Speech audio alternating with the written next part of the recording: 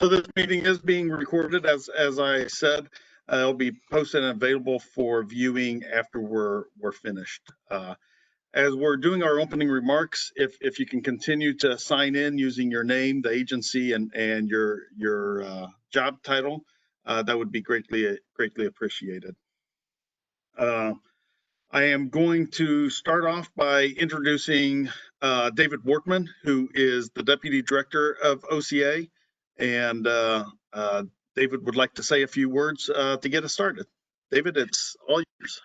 All right, thank you, Adrian, and thank you everyone for attending this, our first CSBG, what are we calling this, video conference, I guess we're calling it, or remote conference in this new COVID world. Do you have a title for it, Adrian? I have not. I was going to go with whatever title that you felt worked the best.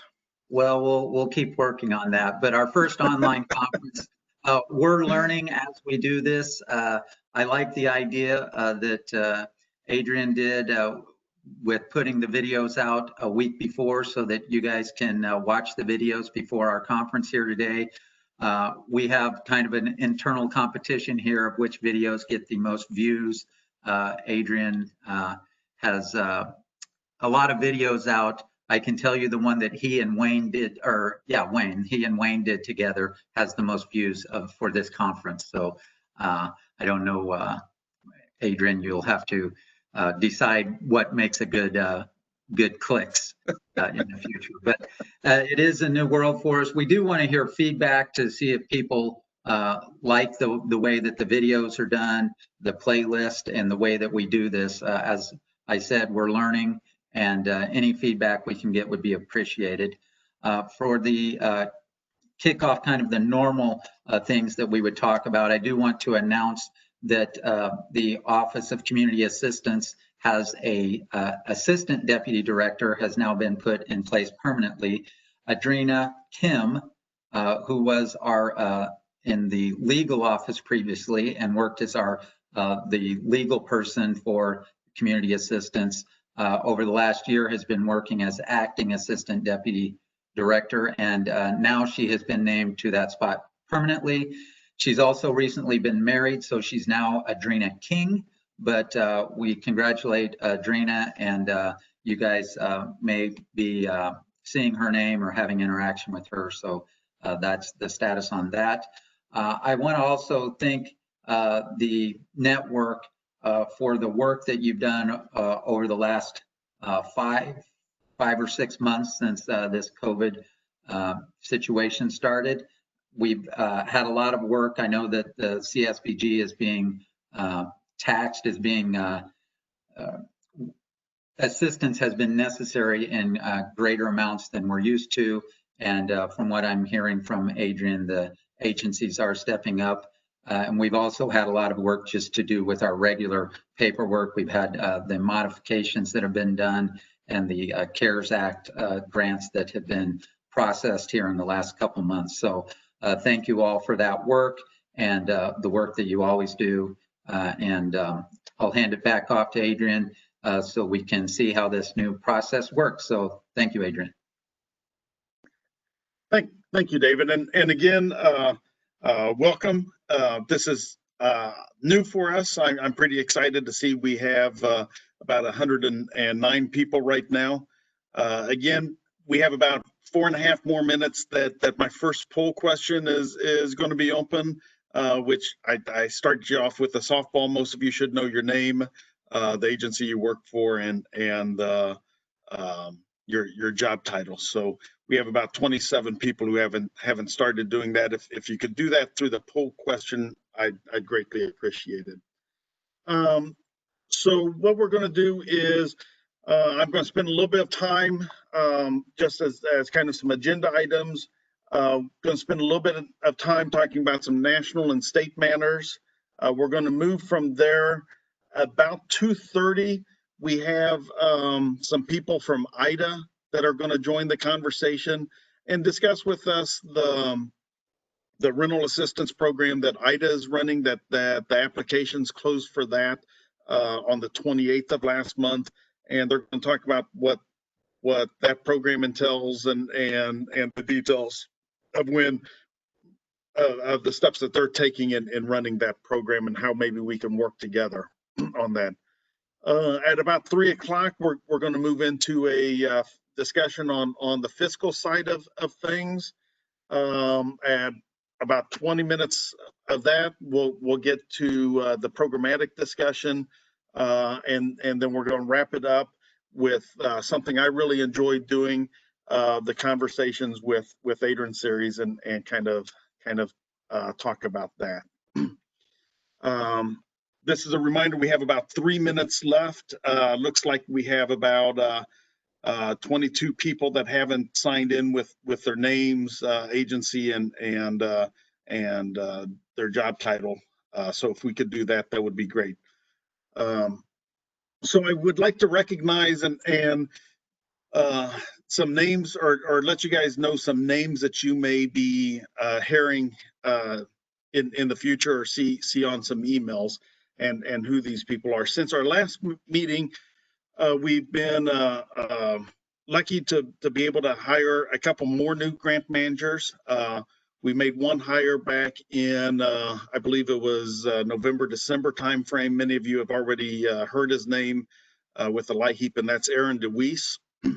And then more recently, since we've been working remotely, we've hired Jessica Becker, who's also a grant manager on the programmatic side for CSBG and LIHEAP. Over on OCA fiscal side of things, Ben's group has hired Jake Mushan as a fiscal monitor. So on the fiscal side, you may start seeing his name also. So we also have 3 new interns that are working with us. Working on the program side with CSBG, LIHEAP, and Weather, we have Jared McCormick. He's a graduate student, and all 3 of these are graduate students at the University of Illinois, Springfield. We have Osesu Osege as an intern in the fiscal office, and I apologize to him if I mispronounced his name. And then we have Fasihaha Fatima, and I apologize also to her if I mispronounced her name. Both of those are GPSI interns out of the fiscal office. You may be getting emails from them, especially when we're talking about the PPRs and PFRs and things such as that. With that, I am exactly right on schedule, which is better than what I was with most of my recordings that I had made, that I was trying to keep on a time frame and did not. So I'm going to take a deep breath, and then we're going to go ahead and talk about national and state matters. It looks like this poll is going to close in about 5 seconds. So if anybody wants to hurry up and type in your name and all that. If you did not type in the name, I saw that quite a few people had stuck that in the chat, so we should be able to get it there. So with that said, on the federal side of things, I'd like to talk about what's going on at the federal level. Obviously, we know it's been a crazy year for us, and or crazy year altogether on this. So prior to COVID-19 taking front and center, there was a reauthorization that was trying to be passed through for CSBG reauthorization. That's all kind of been put on hold. At the federal level, they don't believe that there'll be any legislation introduced for the reauthorization of CSBG. Last time CSBG was reauthorized, I believe, was 1998. So it's been quite some time. It's one of those formalities. It's always good to be reauthorized because that makes you a little bit more guaranteed in funding. However, it hasn't seemed to affected us that much over the last 20 years or so. So hopefully that continues. When we're talking about the response to COVID, there are some new bills out there. However, none of them really have any funds that are directly for CSBG. So as of right now, the CSBG CARES Act funds are the only funds that we have or that have been talked about for us at the federal level.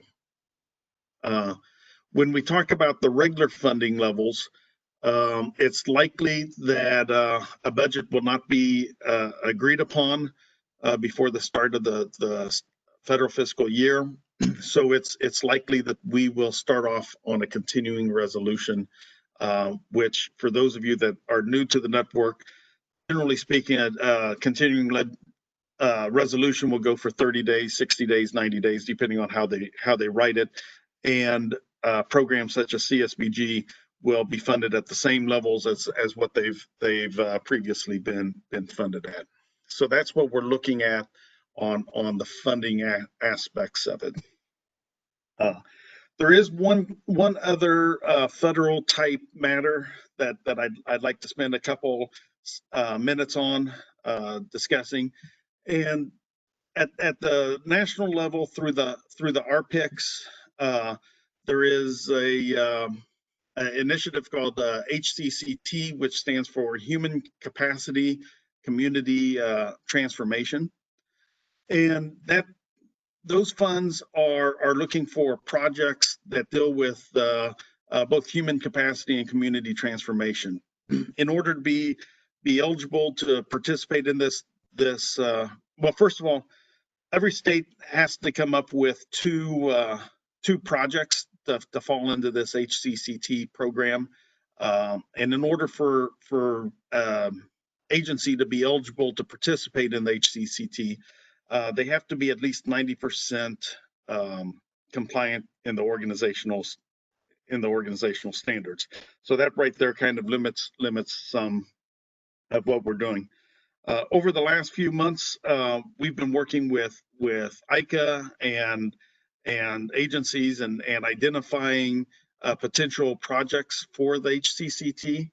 And I'd like to recognize Kendall Grundy and Capsule for being the two agencies that we are going to be pushing forward and moving forward as the two projects from Illinois for the HCCT program. Kendall Grundy's project has to do with rehousing.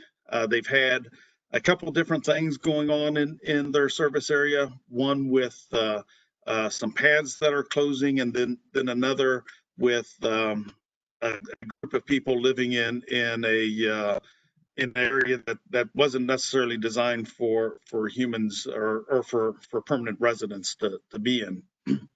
And then Capsule's program also is looking at housing and supportive services, but they're focused on and working with a veterans organization and identifying those needs and working through that.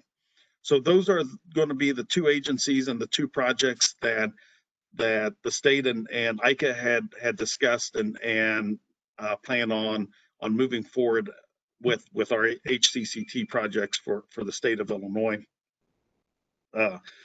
Just so everybody also knows, there may be each region, and we're in region 5. I believe it has to have or will have 15 projects. So there may be an opportunity for us to add a project or two down the road. But for right now, those are the two projects that we're working with.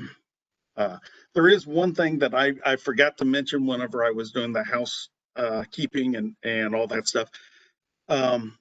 If you can ask I've got everybody muted to reduce the amount of background noise. If you have any questions at all, please type them into the chat box. We have Donna will be monitoring the chat box, and then once we are done with once we're done with this entire discussion, then we're going to circle around and address the questions as they come up and that. The one exception will be when Ida comes on and presents, we'll address the questions for Ida right there with them, so that they can answer those questions while they're still present without hanging out for the entire WebEx. So to kind of wrap up my little spiel about the HCCT, there's not really any additional funding. I don't believe that that's going to come to agencies through this HCCT program. It's going to be a lot of supportive activities and being members of focus groups and participation groups and things such as that. So that's what we're looking for or looking at. So it's a brand new process, and everything is still kind of being decided at the federal level and at the regional level on exactly how this all will pan out. So on the state side of things, we had the CARES Act, as everybody knows, and I want to give a thank you to all the agencies and especially the OCA grant management staff and the fiscal staff. So we found out about CARES basically the first part of May, and in a matter of 4 months, we were able to go from not knowing we were getting additional money to getting community needs assessments, community action plans, and agencies to submit fiscal and scope of work applications to the department, having those reviewed, and we have by the end of August, 100% of our CARES funds were executed for our agencies. We're in the process right now of working on an additional contract with ICA for some of the CARES discretionary funds. Also on the state level, we submitted our annual report, as many of you probably know, that submittal deadline typically is the end of February, sometime in March, and it got extended all the way into, I believe it was into June this year. That report consists of 4 modules. Module 1 is primarily done by the state. Module 2 looks at the fiscal side at the agency level, eligible entity level. Module 3 is the community projects, and Module 4 is a family and individual projects. I'm happy to say we received our feedback from the HHS OCS on Module 1, and we didn't require any additional questions or follow-up on that. So that was really really exciting. Typically, they have at least 1 or 2 questions that they ask. When it comes to Module 2 and Module 4, they're in the process of reviewing those modules, and we may be reaching out to agencies once that review is complete to ask for additional information or supporting documentation on some of what was reported. From my understanding, Module 3, they'll be reviewing, but they won't actually be asking for any feedback on. What I would like to say about Module 3, and kind of plug one of the videos that are out there so that maybe I can get into the lead all by myself and not have to share the prize with Wayne. There is a really good Conversations with Adrian video out there with NASCAS, with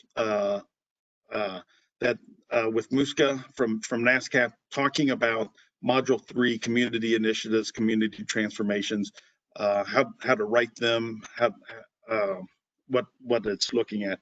I'd highly encourage anybody to go and watch that video. I think it's around a 30 to 45 minute video, I believe is where it was. The next thing I have on my list is I wanted to spend a few minutes talking about the discretionary funds. And with that, I'm also going to open up another poll for individuals to take, to look at. So on this poll, I think I'll give about a 3-minute response time here. This is part of me learning how to do this real good. So we've got a poll now for you to look at.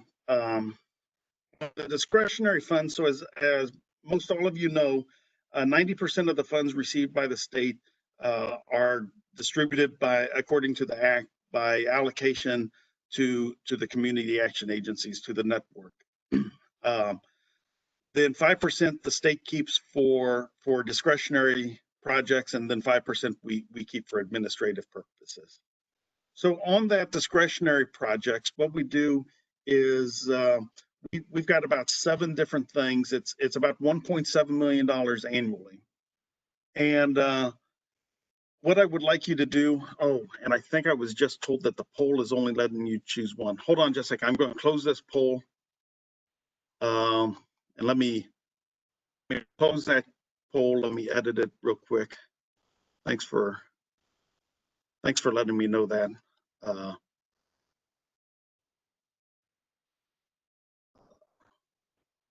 Let me try and edit this.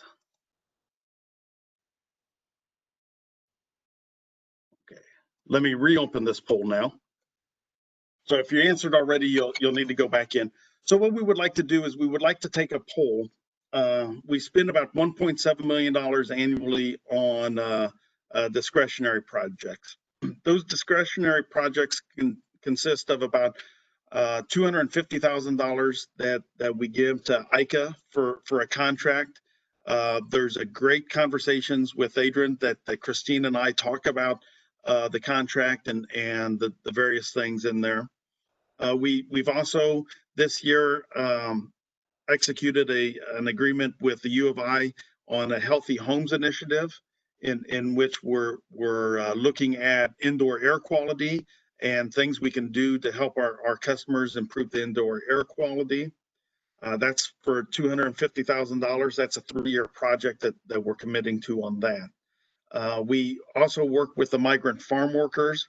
You know, we have a grant that we've executed historically with Illinois Migrant Council that they help us in identifying migrant worker populations and how to best serve them.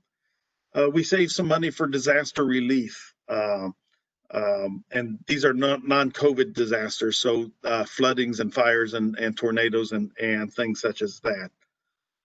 We do about $100,000 for that. We set aside about $200,000 that we give to the community action agencies for the scholarship program. About another $250,000 that we give to all the agencies for training and technical assistance. And then about this year, we did about $825,000 for technology grants. So we have about another minute on this poll. And what this poll is asking and what we're looking for is trying to get a gauge of what the network feels is the worthwhileness of these projects and the value added to the network. So what we'd like you to do is identify one or all of them that are projects that we see as being of value to the network, that we would just so that we have some of that feedback. And I see some numbers coming in that we're getting. And we have about 30 seconds left. And as we get these numbers, then I just want to go over the results with everybody, and then we'll utilize these results in the future as we're doing our state planning and things such as that, and working with the association and things like that. So we've got about 5 seconds left that we're looking at. It looks like we have about a 73% response rate right now, and I think that poll is now closed. So let me see if I can pick this. I have to wait for it to calculate everything.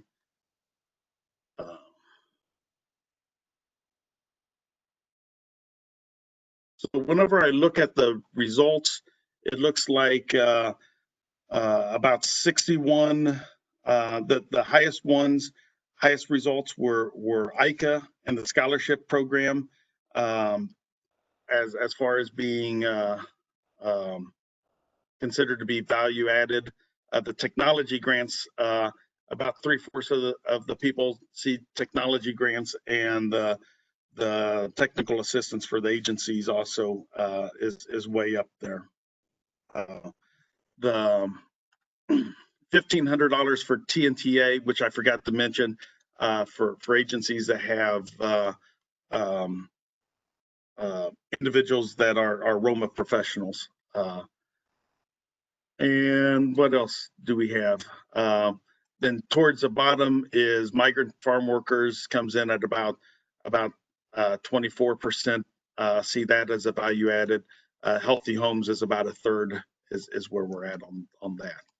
So let me save this poll question or these results so that we can work on the analysis in the future.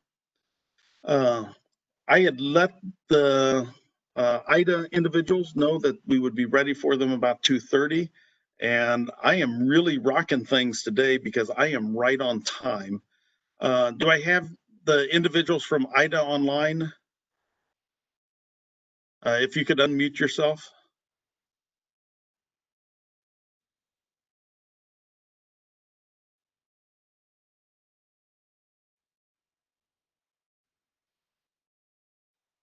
Sorry, Adrian. This is Brendan Kiley from Illinois Housing. Great. So I'm very appreciative that you're able to join us on this. I know we put this together kind of at the last minute.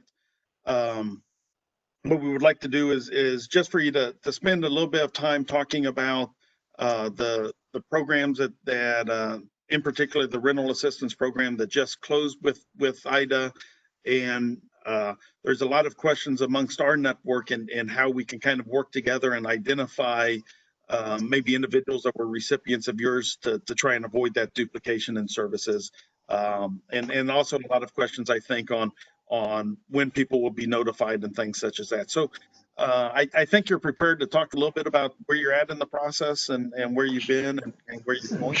Sure. So the program closed for the landlords on Sunday at midnight. So we have those applications. I can't share actual numbers, but we were definitely oversubscribed in the program, which we knew was going to happen.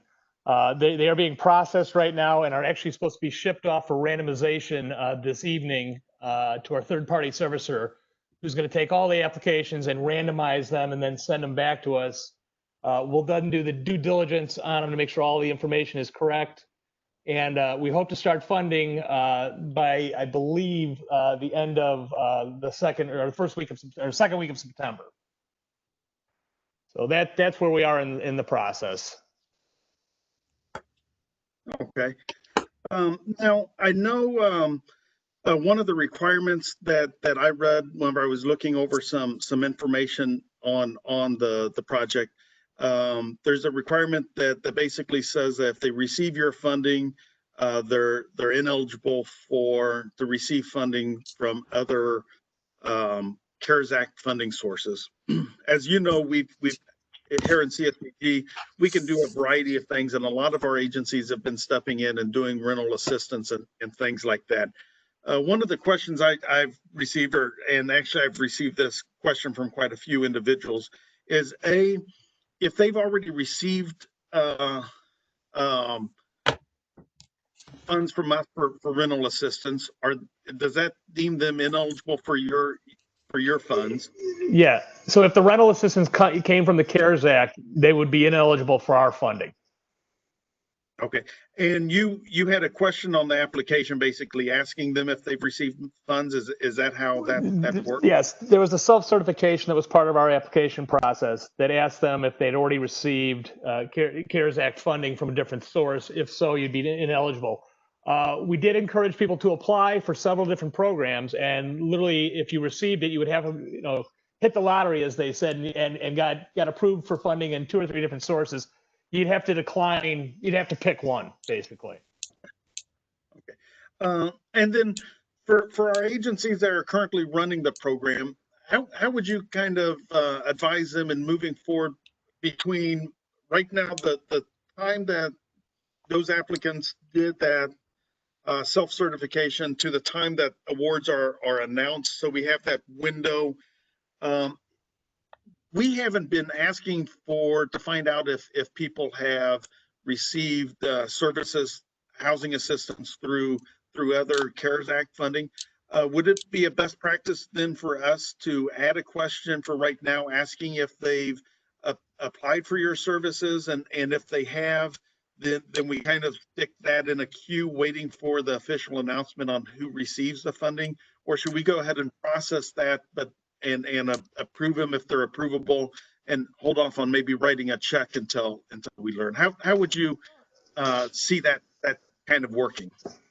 Yeah, I was hoping Rodrigo was going to jump on here because he would have better information than me. I'm here. Sorry Wonderful. about that.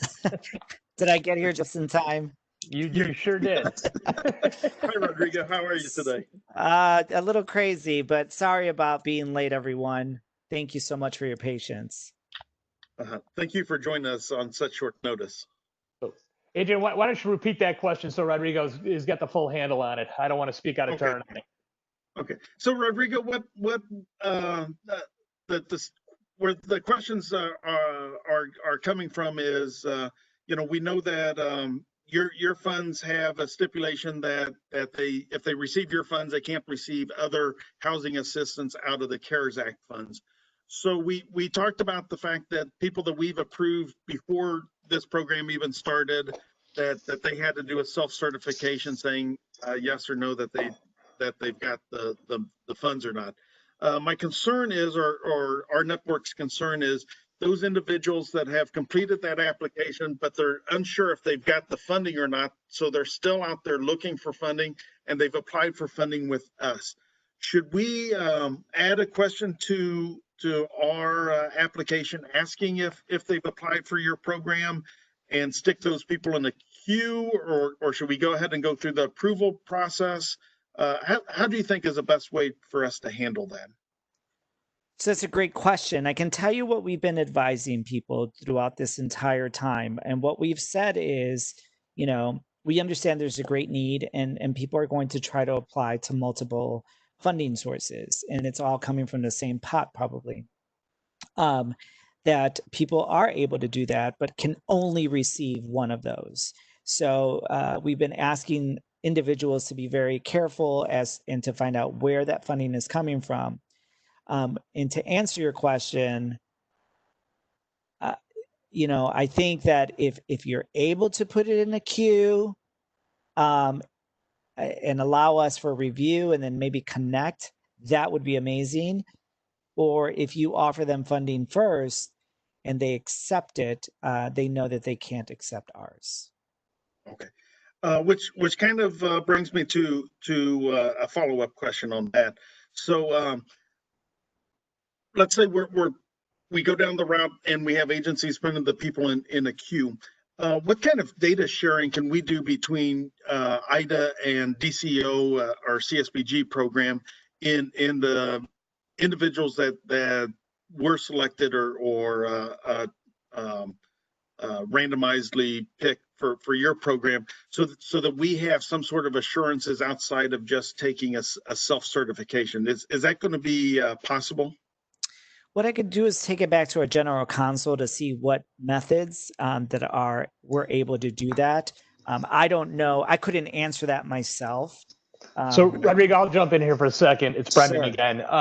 It is under review by our legal department. We're working with Cook County or suburban Cook County as well on exactly the same question. And so it's with our legal department about what information legally we're allowed to share. So it's pending in our legal department right now. Okay. So. And Adrian, as you know, sharing information is also like a hot topic, right? So there are communities out there that would be very fearful if we start to declare that we're sharing information. That's one of the challenges as well, the optics of that. We've ran into that before, and on both sides of it, us being asked to share information and us asking for somebody to share information with us. So I do know that that's can be and is a challenge in things, but those are the kinds of questions I think that our network is concerned about. Another question that I received was because a lot of times our network, their rental assistance is maybe only for a month or 2 months, 3 months maybe, and maybe that was only $1,500, $2,000, $2,500. And if I understand your program correctly, it goes up to $5,000. They receive $5,000 as long as it can all be spent by the end of December. If I understood that correctly. Is it possible if somebody's previously been approved for our programs and then they're approved for your program, can they pay? Is it allowable for them to pay us back in order for them to accept your funding or vice versa? That is a great question. We'll have to take that back to general counsel. So Okay. if I'm understanding this correctly, if they were selected for our program, we paid the 5,000, then that individual gets selected for your program. No, so your program would be funded first. Yeah. And pay you back out of the 5,000. Yeah. I think one of the challenges that I'll see right away is that ours is paid directly to the landlord. And generally speaking, we pay all of ours directly to the landlord also. Okay, I can take that back. Okay. And then I think the last question, and I probably should have asked this last question first as opposed to last, but I don't have Dan Rather's interviewing skills as much as I've tried. But I think one thing that could we briefly explain your program and how that works for those that have just kind of heard a little bit about it but don't necessarily know kind of the details. How much funding is out there for an individual to receive and what the time frame is for them to have it and even what the general qualifications were in order for them to be considered eligible. Yeah, so we're talking about the rental assistance, correct? Yes.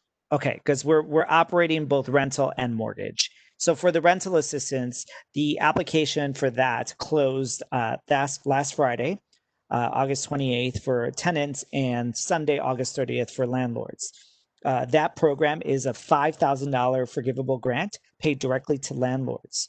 An individual applying for these funds starts with the tenant. The tenant must be behind on their rent as of March 1st and on.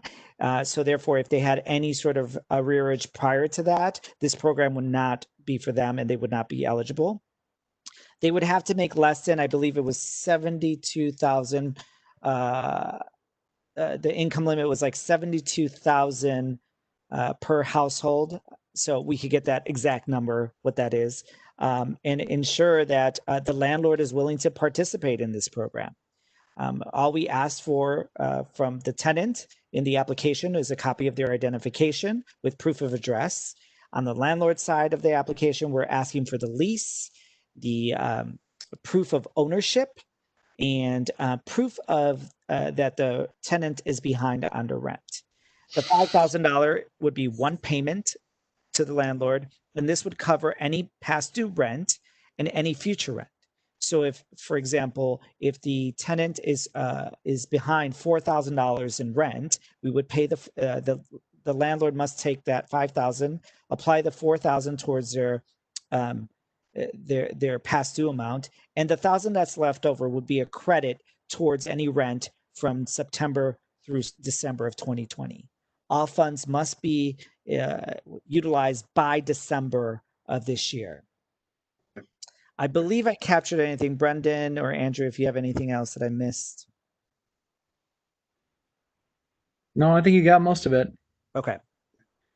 All right, that's all great information. Now we do have a few agencies that are doing some mortgage assistance also. Could you touch on those same requirements on the mortgage assistance programs?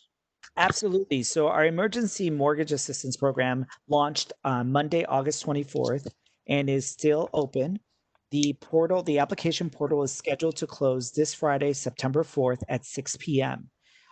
This is a assistance program that is up to $15,000. So it doesn't mean that every person will receive the $15,000. It's up to. So the requirements for this program is that the owner has to be the property has to be owner occupied. So it's either a single family or a 2-unit.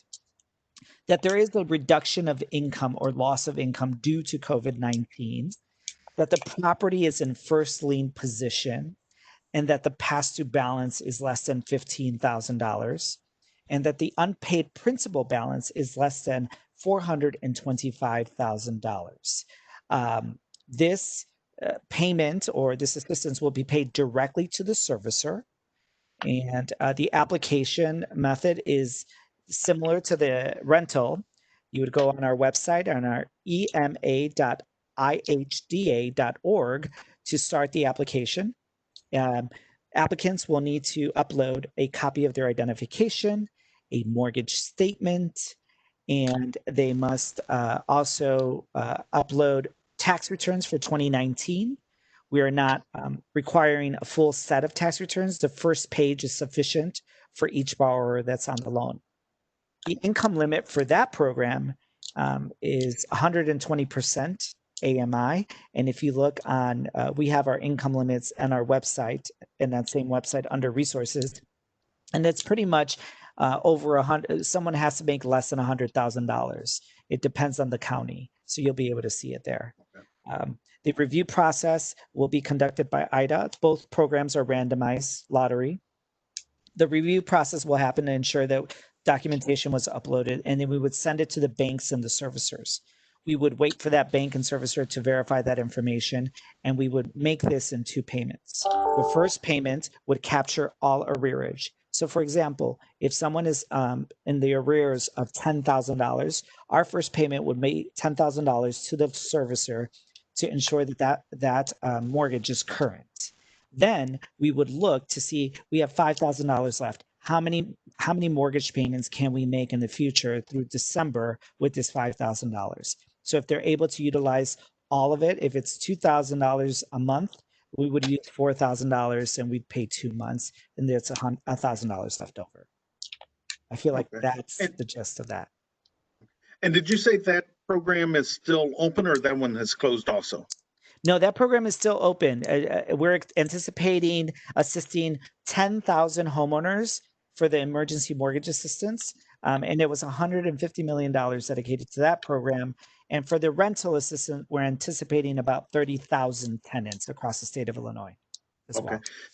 Since the mortgage assistance is still an open program, could you just say the website or where, give the network kind of directions on where they can refer clients to go to help them apply?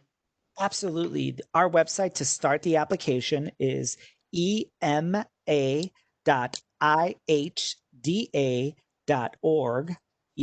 ema.ida.org, and that will be their launching page to enter information, and we'll tell them what documentation to have ready to start the application process. So you said ema.ihda.org. ihda.org, correct. And just a quick note, that portal is also in Spanish. On the top right-hand corner, you're able to select language, and you can select in Spanish, and would also take you to a Spanish language application. Okay, I have posted that address in the web chat for everybody to be, and I see Andrew did also. So Andrew beat me to it. So. I think I have Donna. I think you've been monitoring the questions. Could you go through the questions that maybe the network has for Rodrigo?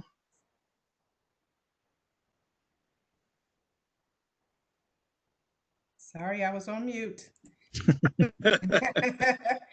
Okay, the first question comes from Tanisha.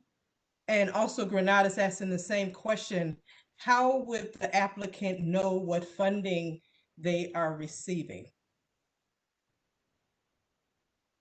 You know, where the funding is coming from. When you're asking the question, have they received any CARES funding? You know, when they present, how do they know that they have received CARES funding? Well, great question. On our application on the website, both rental and mortgage, it clearly states that these funds come from the CARES Act. Okay. Question from Samuel Miller. If they receive the ERA funding from IHDA, are they not eligible to receive other CARES funding, rental assistance after the fact? Correct. If your funds are from the CARES Act, they cannot receive any other rental assistance from other entities utilizing CARES funds. Okay. So Venus? I have a kind of a follow-up question on that. So Mhm. right now we're running two grants kind of simultaneously. One is funded 100% through the CARES Act, and one is our regular CSBG allocation of things. They would not be ineligible to receive housing assistance through our regular funding source, correct? Only through our CARES Act funding source. I would have to get clarity. I don't know if Brendan. No, I believe that that is correct. Okay. Okay. Because But your other also- funding is not coming through that funding source. Right. Okay. But that would also say that the network would need to be ensuring that that is part of their question when they're doing an assessment before they can financially assist the customer, asking if they have received that funding. Correct. So Correct. it would be my advice to all of our network out there that we add a question onto our rental assistance applications, asking if they've received the funding through the ERA program through IDA. I would ask that, since we primarily pay the landlords also, I would ask that to both the customer and to the landlord, because sometimes, and I think this goes back to the first question that Donna had from the network. I think a lot of times our customers they know they're getting rental assistance, but they don't fully understand where that money's coming from. They don't pinpoint it or track. We don't tell them this is CARES Act funding. We just tell them this is rental assistance funding. So maybe it's a little bit, the landlords are maybe a little bit more knowledgeable on where they've received the funding from. So that would be a good question for us to ask to our network. Donna? Okay, I'm gonna skip and come back.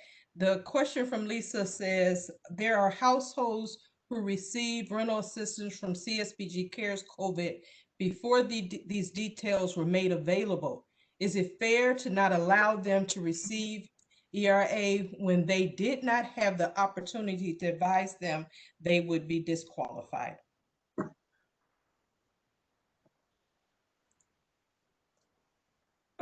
I guess. And I want to add to that before you answer, because there's another one that's asking about if the funding that they received, I think Adrian kind of asked this question, the funding they received was less than the 5,000 that you would be awarding them. No, so every entity is different and they're operating their own program. I think to get to the answer of the last question, we can't supplement to get to 5,000. If your Okay. program offers 4,000, that's what you've accepted.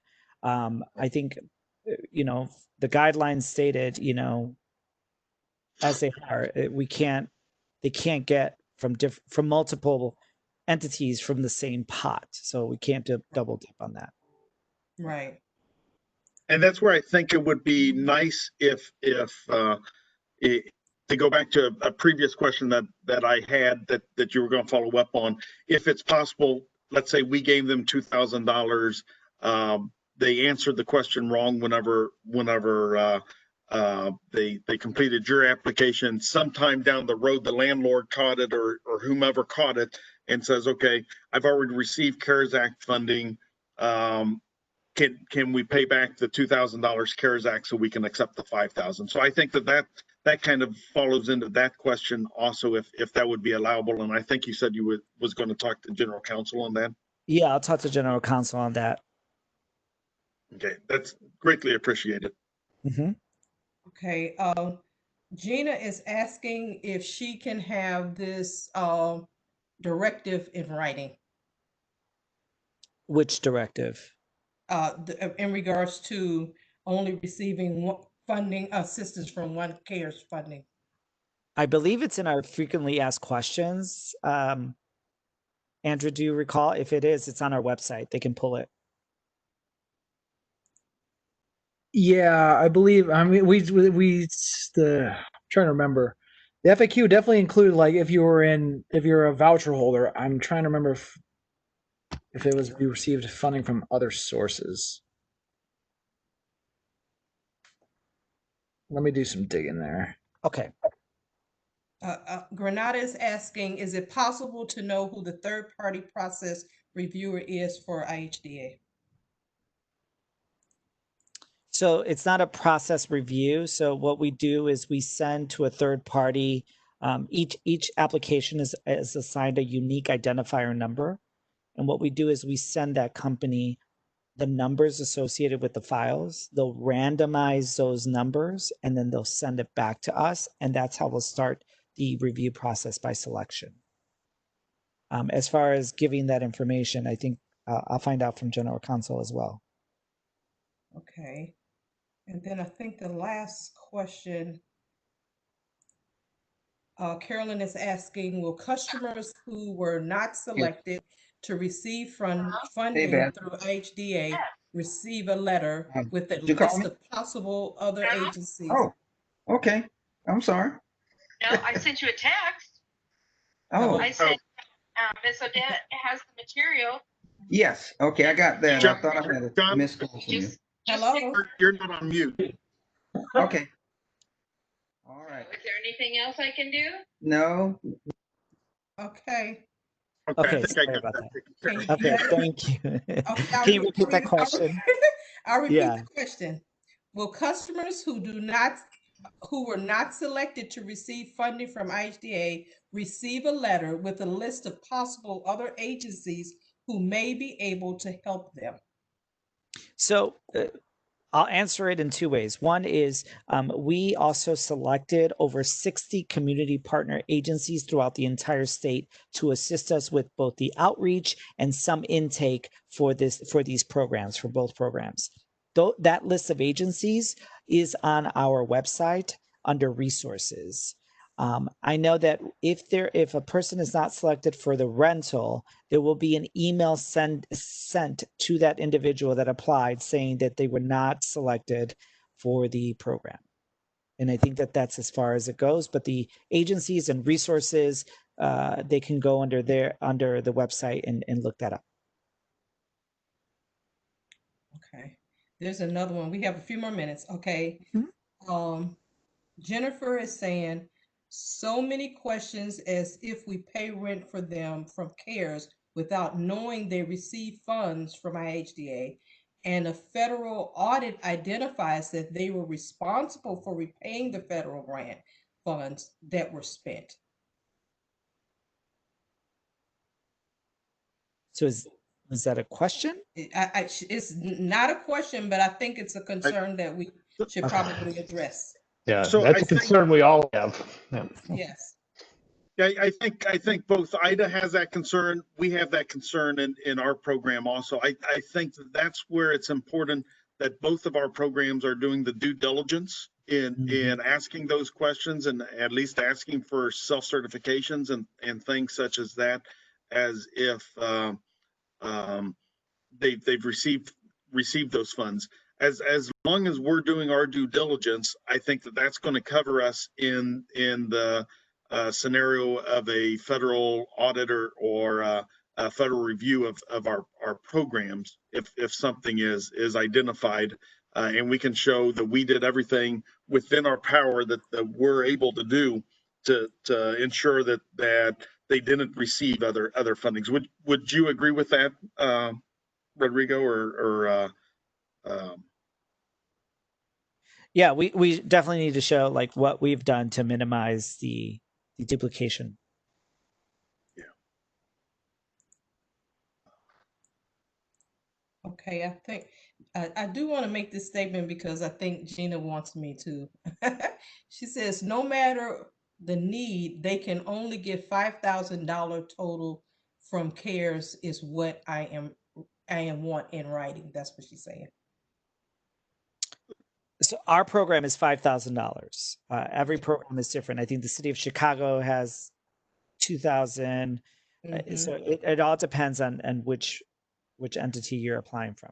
Right. Right. And for Gina, when we're talking about on the CSBG side, that's where it comes in how you wrote your scope of work and what you said in your scope of work, whether you identified a dollar limit, a number of months limit, or what you identified in your scope of work. So it's not necessarily CARES Act is $5,000 total for the EMA program through IDA. Their cap is $5,000. For CSBG, it's based on our scope of works. For some of the other rental assistance programs out there, they may be greater than or less than what these programs are. But I think she said, can you unmute? You can unmute yourself, Gina. Okay, I just figured it out. So what I'm saying is, in DuPage County, we have people asking for almost $8,000 to $9,000 in rental assistance. Am I going to be, if they get IDA, can I also give them CARES Act CSBG because the need is more than $5,000? No. That would be a no. That's a no. There. And I knew that was I was gonna Thank you. That was my question. Yes, yeah, in IDA's emergency rental assistance FAQ, it does says if I have received other COVID related rental assistance, may I still apply?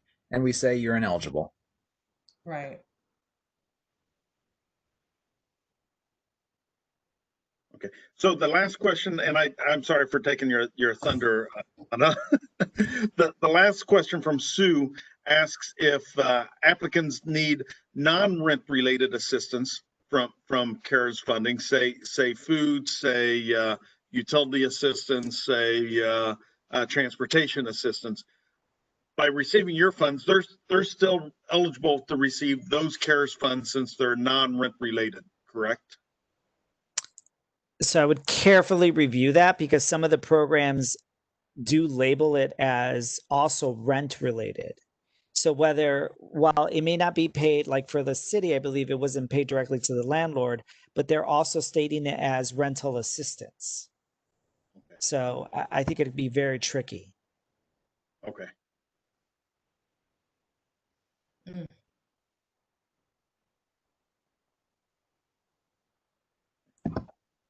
So we're right at the time that IDA had promised us to have, and that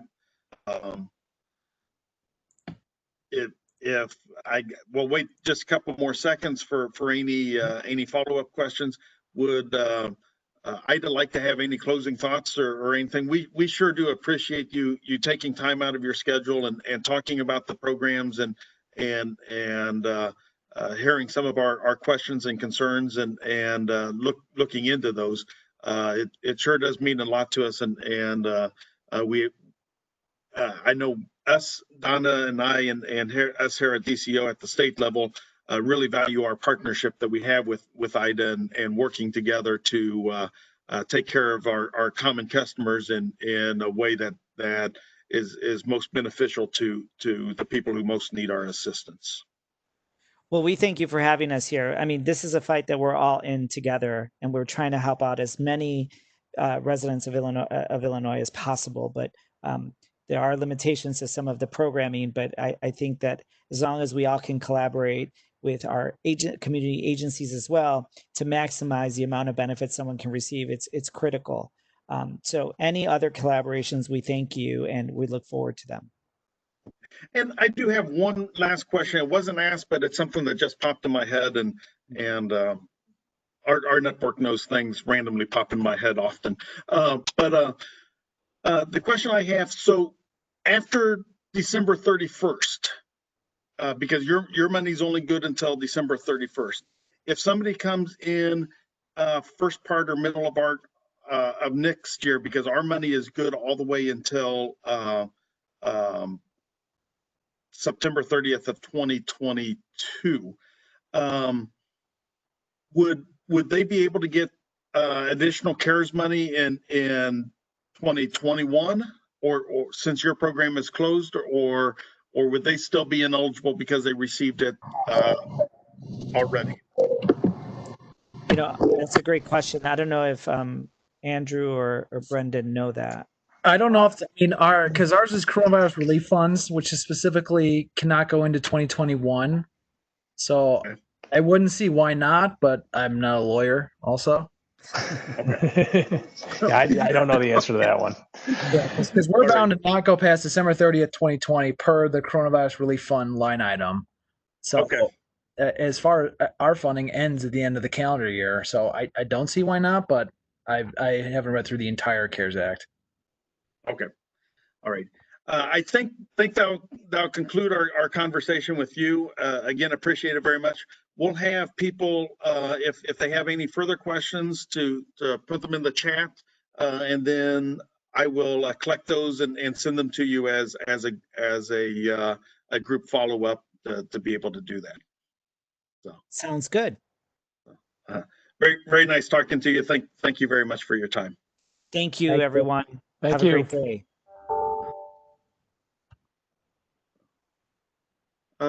So back to kind of some of the other discussions we have. I hope the network found that as a very good conversation. What I'm going to do, I'm going to backpedal just a little bit.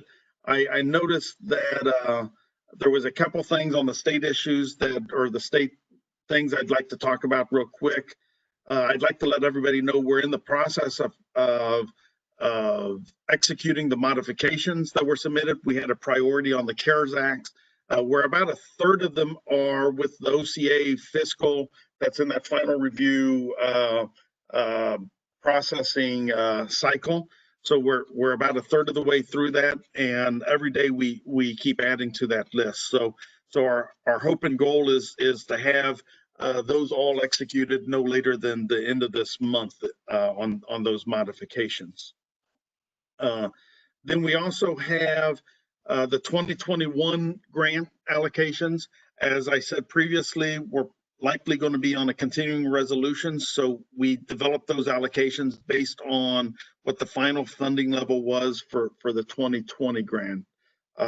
This year, we're going to be accepting and I'll get into this a little bit more as we get deeper into the discussion.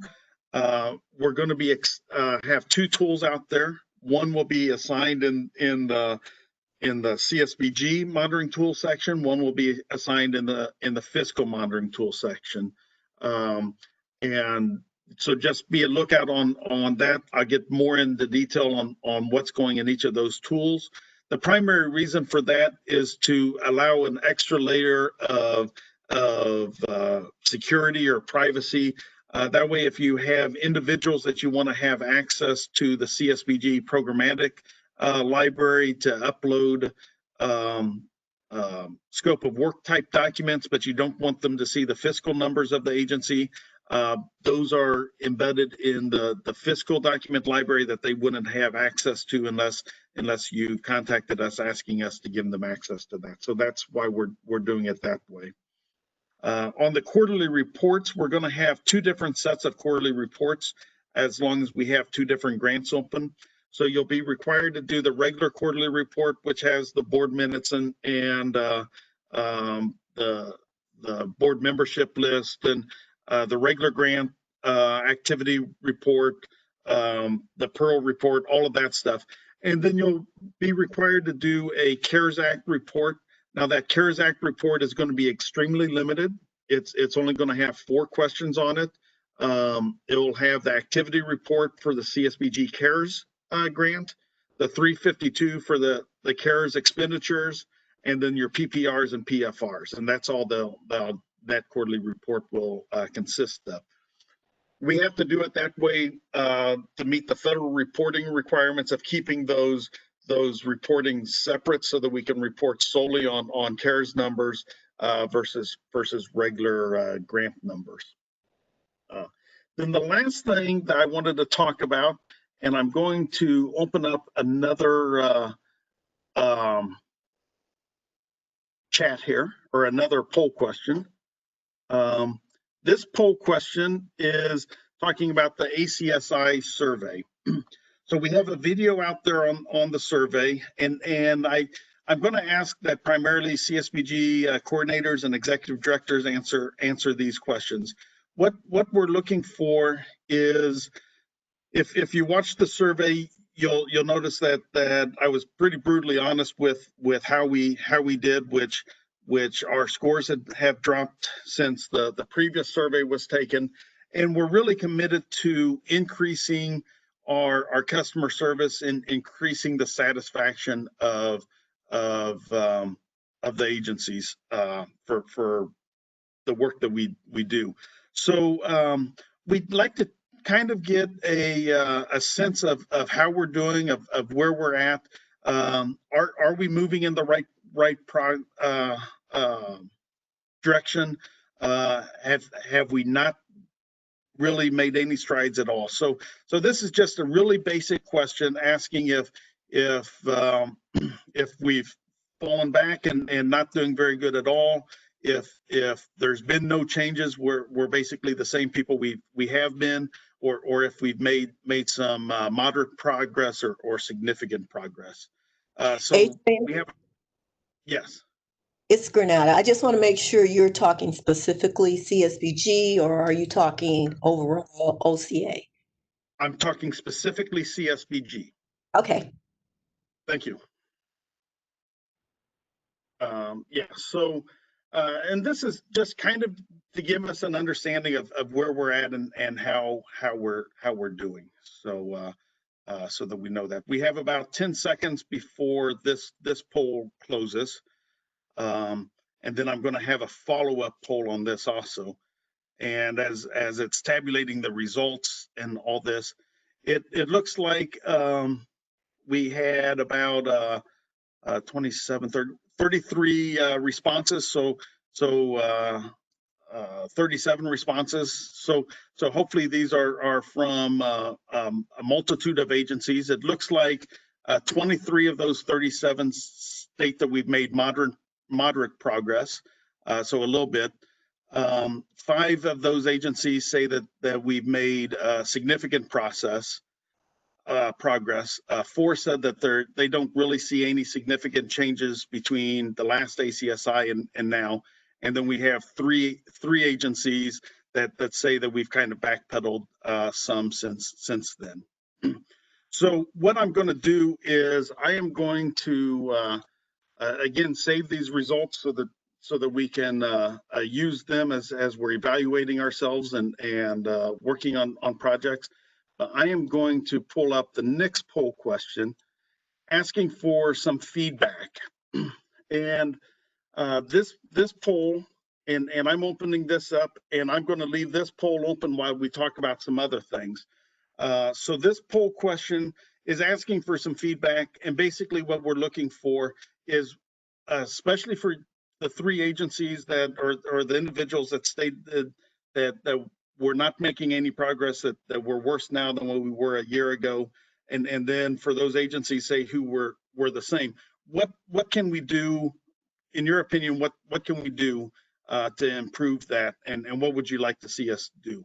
So I'm going to leave this open as I move on and kind of start a discussion on the fiscal side of things, because as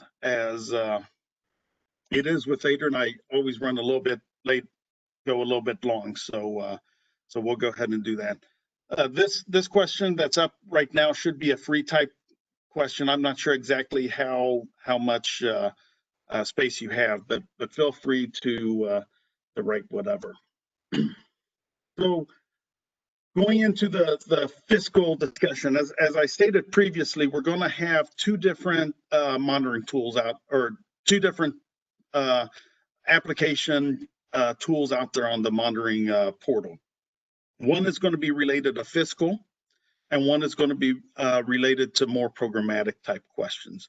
I explained the reason previously. You know, it's to try and make sure that the people who need to see certain things have access to it, and if there's individuals that maybe we don't want to have access to that much information. They don't have access to it.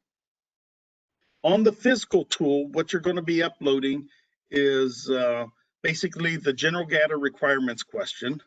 And that question basically asks if you've submitted your ICQ and all of that stuff. So on that, one thing, and I haven't sent this out yet, I messed up and didn't send it out. I'm going to go ahead and post in the chat right now a link for people to use to get to the CSBG Survey Monkey to conduct the prac. I will try and get that out as soon as possible also, but there's the link for you on the Survey Monkey for those that just really want to get started on that before I get that sent out. The next question will ask for the uniform application. That's a GATA document that was sent out previously. The next question, the third question, is the conflict of interest. The fourth question is a mandatory disclosure. These are the same forms that have been in place for multiple years. And then the fifth one is going to be the GATA budget template. There's a couple things I wanted to talk about on the GATA budget template real quick. And one is there is a tab for the 0402, which is the training and technical assistance line item. So what we've done is last year, whenever we were processing grants, we got a lot of pushback from DCO Fiscal and the GATA folks talking about that $7,500 training technical assistance and wanting those dollars broken out, not in the training and technical assistance line, but all over the place based on what they were for. So we kind of came up with a compromise on this by using the special line item 0402, where we can stick that money in its own line item, and it can be used for these costs. They still need to be detailed out, but they can include the travel or the event registration or the cost of bringing in a trainer to an agency or whatever other training and technical assistance costs you have. The one thing we do is we just want to limit that to the $7,500 that's coming out of the discretionary pot of money. That doesn't mean you're limited to just $7,500 of training and technical assistance funds, but everything else has to go into the proper GATA budget line items. So the next thing is there's also going to be an 0401 line item. And just so everybody knows, there's about 20 seconds left on the poll that we have out there. So if you haven't started or whatever, it'll give you about a minute to finish up your responses. So I know there's about 7 people typing right now. So the other thing that will be in the special line items will be the 0401, the disaster relief, which if a flooding or tornadoes or whatever occur during the course of a year, and we give you additional funds through the discretionary program, we'll have those dollars in the 0401 line item. So I wanted to make sure that I mentioned those two. The next thing, question number 6, is where we're going to upload the calculators, whether it's an indirect cost calculator or whether it's an MTDC calculator. We'll upload it there. Question number 7, 8, and 9. So instead of what we tried, I believe, with the LIHEAP program, each tab had its own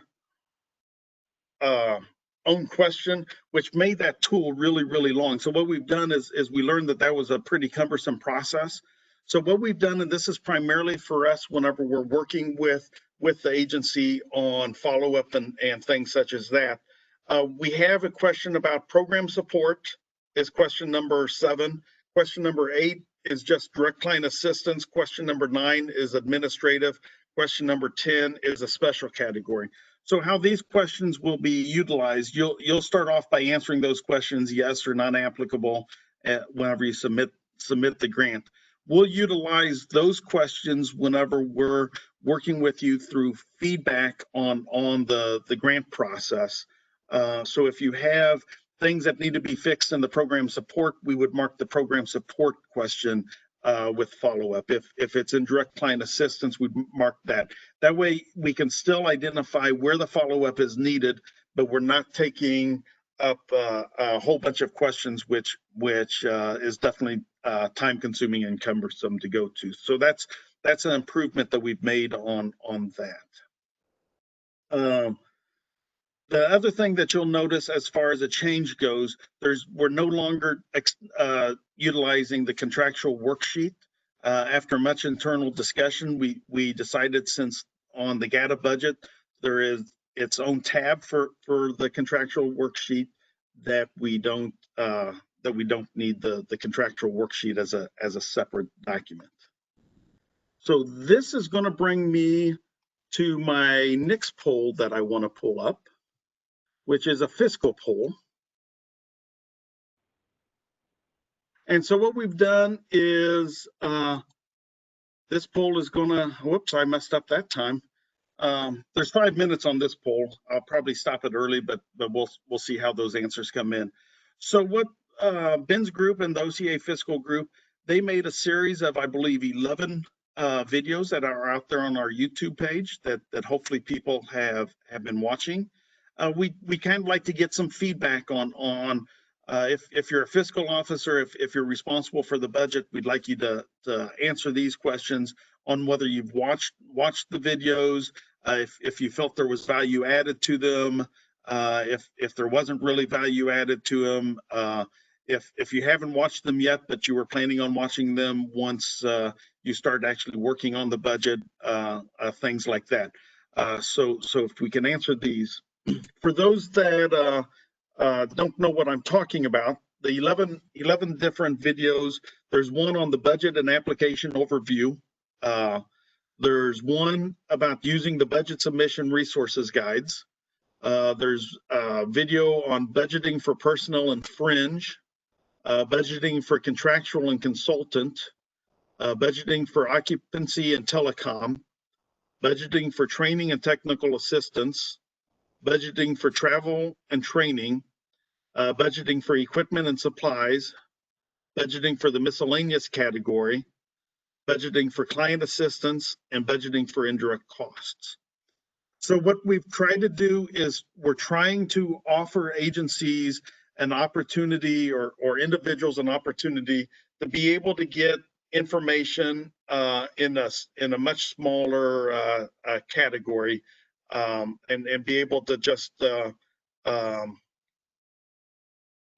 quickly go to say, I need help with the travel and training, and just go and watch 1, 5, 6, 7 minute video, as opposed to trying to find where we talked about travel and training in a 1.5 hour video in total.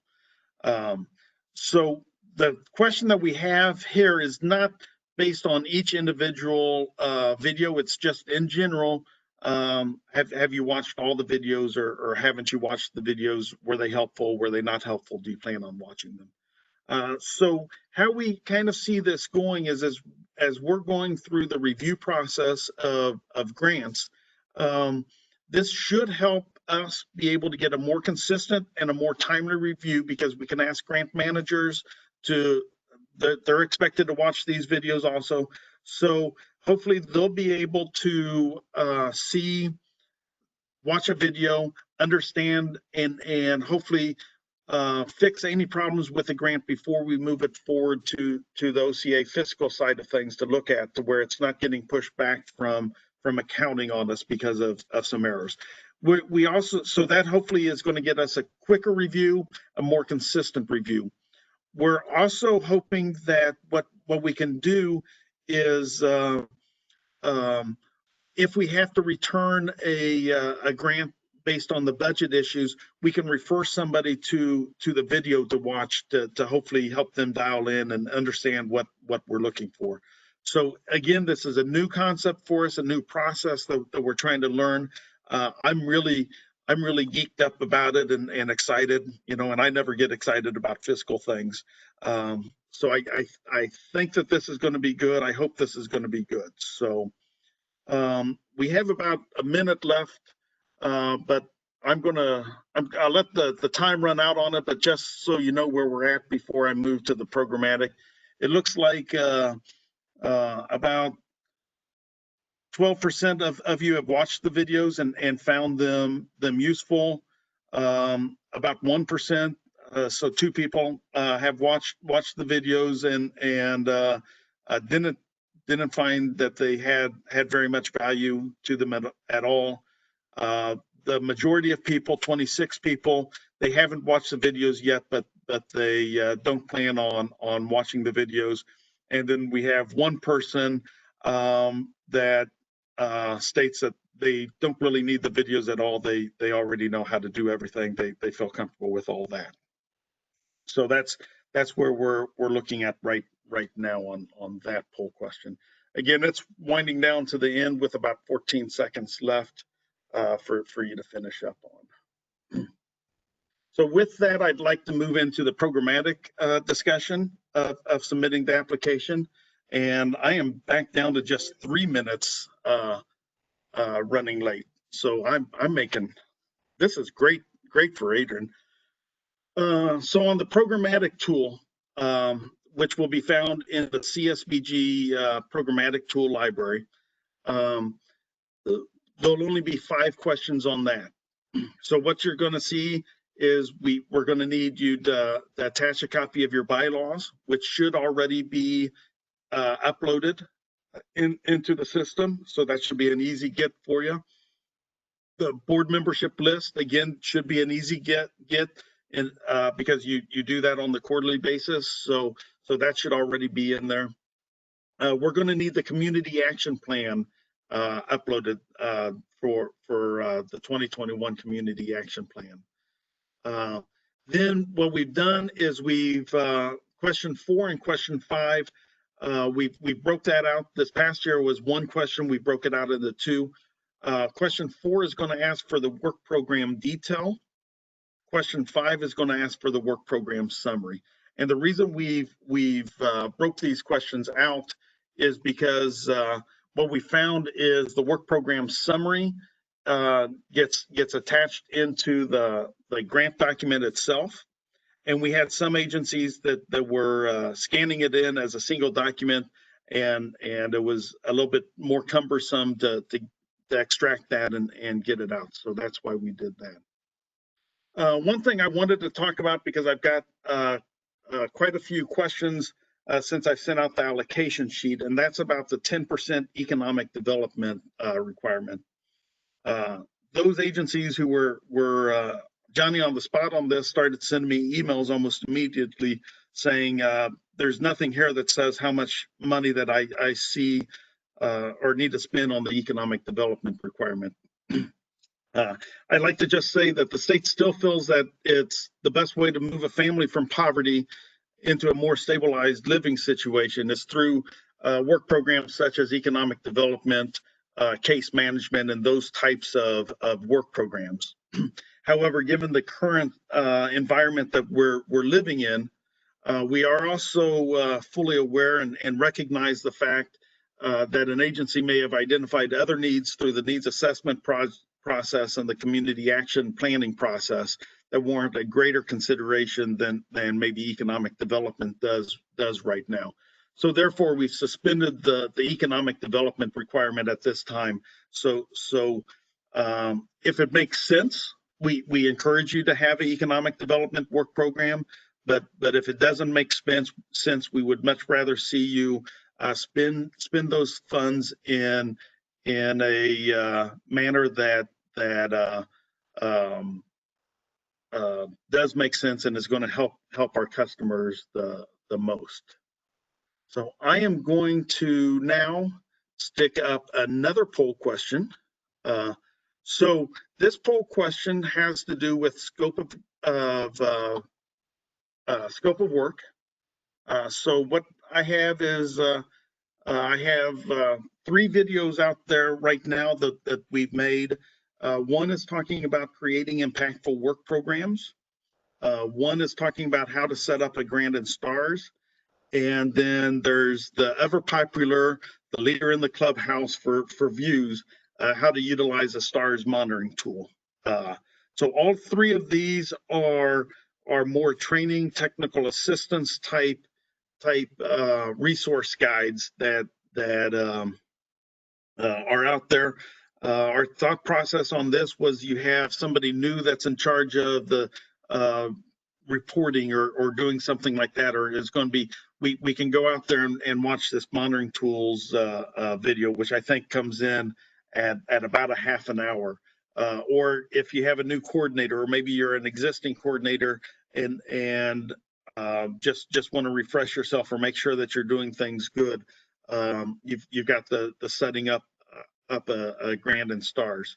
And then the last one I want to talk about is the one about creating impactful work programs. So this is something that Donna and we spent a lot of time on.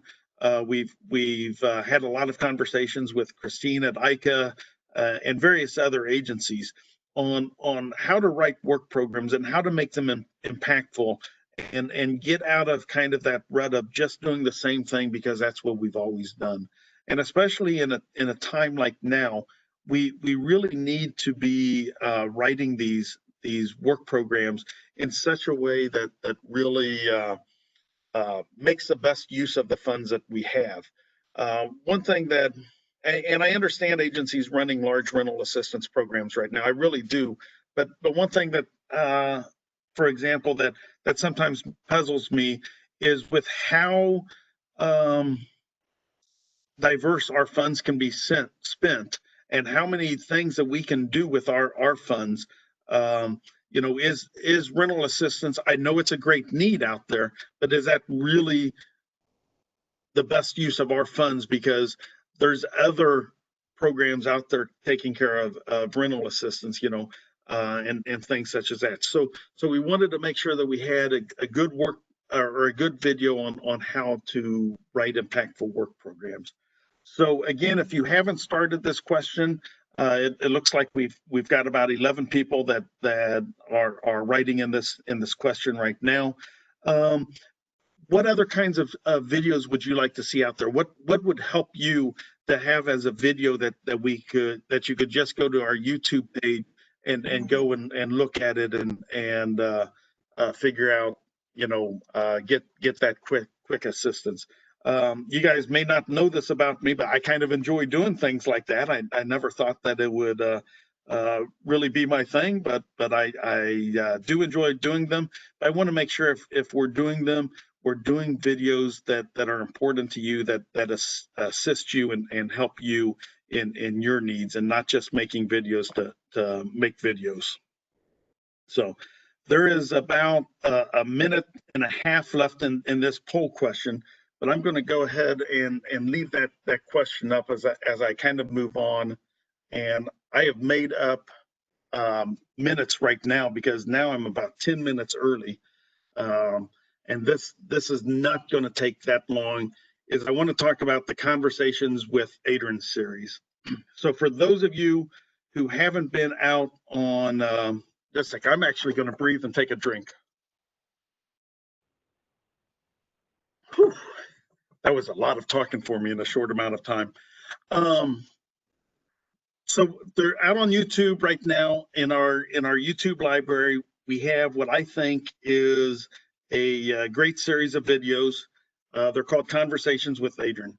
And the purpose behind these videos is trying to find partners to talk to, a lot like we just talked to Ida,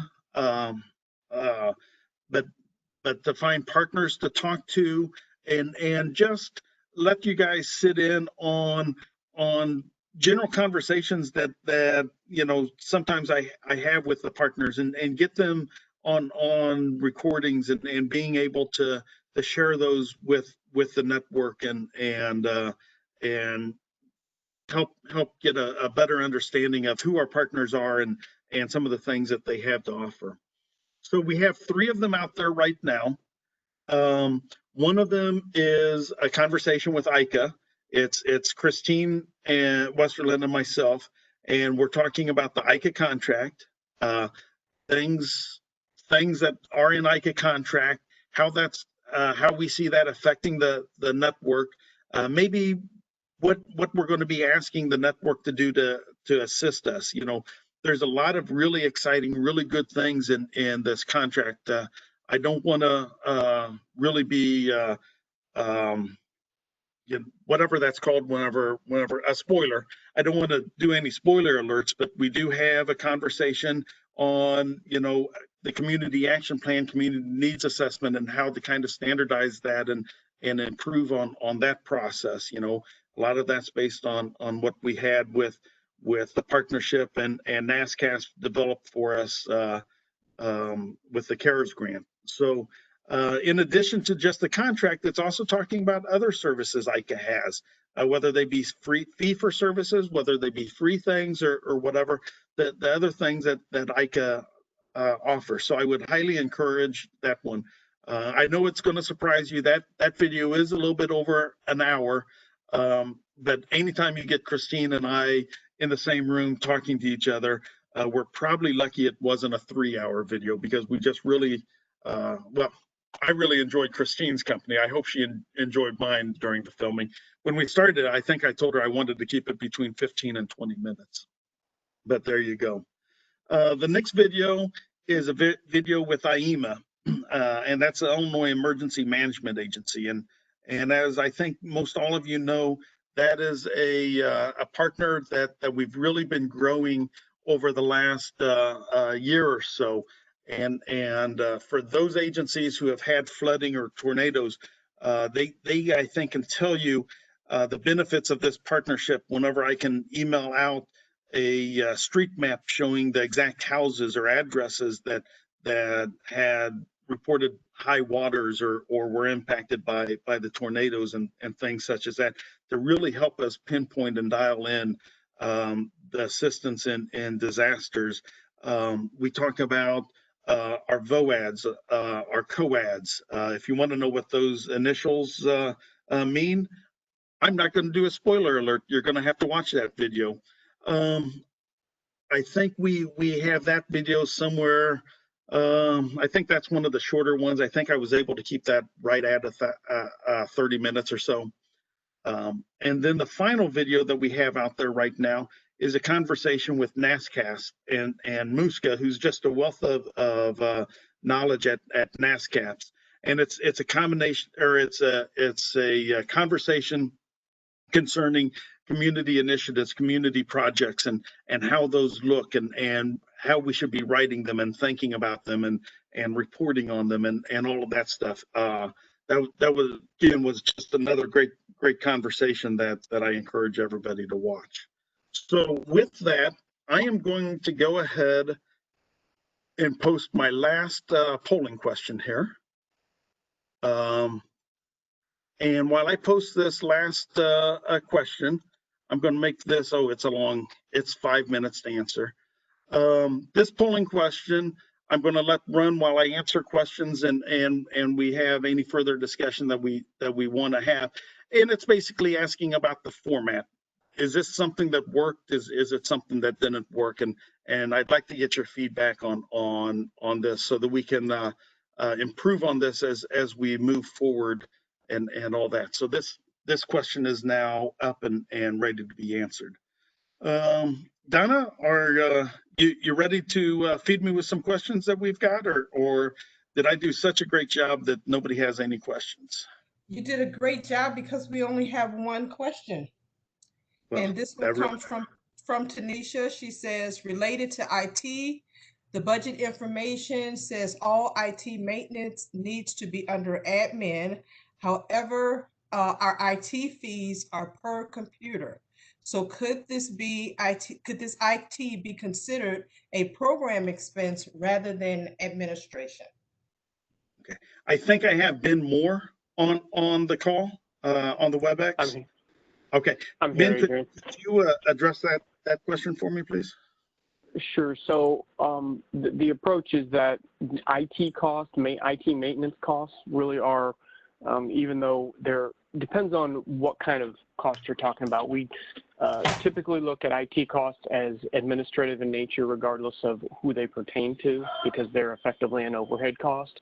We did make the exception if you purchase, say, individual software that you use for a specific program. I don't know if there are any particular for CSBG. For weatherization, there are some multifamily assessment softwares that we would charge to the program because they are specifically used to model a home, that type of thing. But typically IT maintenance costs, we considered them administration. Okay. Tanisha, does that answer your question? Yeah, so it answers the question. Like I said, I was just kind of curious because we get charged for the monitoring and maintenance and like I said, about antivirus protection, updates and all that per computer. So we would typically break those down as direct charges to whichever programs those computers fall under. So that was essentially where my question came from. Yeah, so you would still have that breakdown by grant. So say the CSBG staff would be charged to CSBG admin, and then the other programs, might be charged. So you could use it to the breakdown by grant, but as far as whether it's administrative or programmatic, that's where we see it as an IT or an admin cost. Okay, thank you. Sure. We have another question. Kimberly's asking, are IT software subscriptions considered contractual or miscellaneous?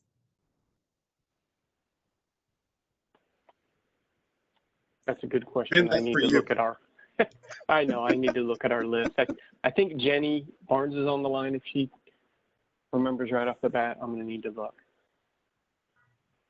I know we had the discussion.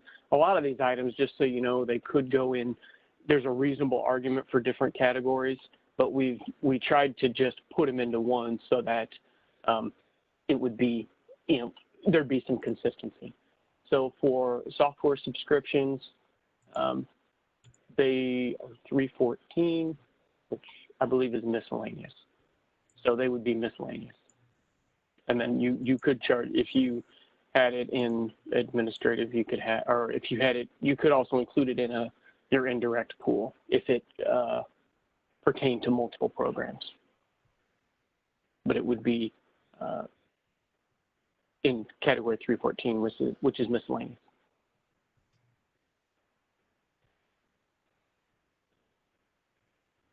Does that answer your question?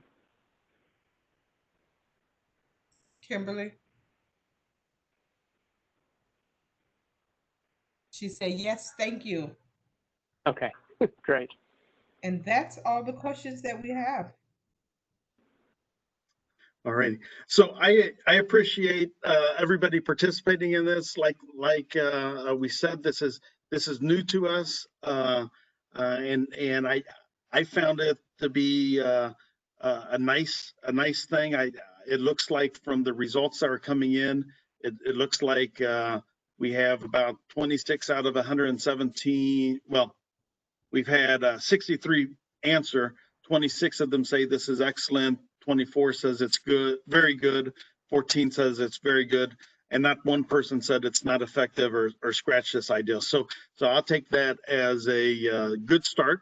And hopefully as we do these more often, we'll get a little bit better with things and be able to move forward with it.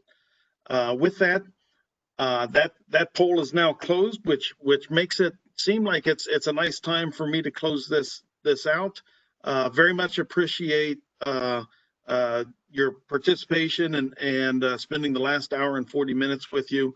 Look forward to being able to see you guys again in person.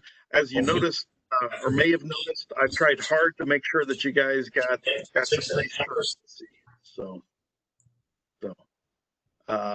So that concludes our presentation, and we'll talk to you later. Thank you.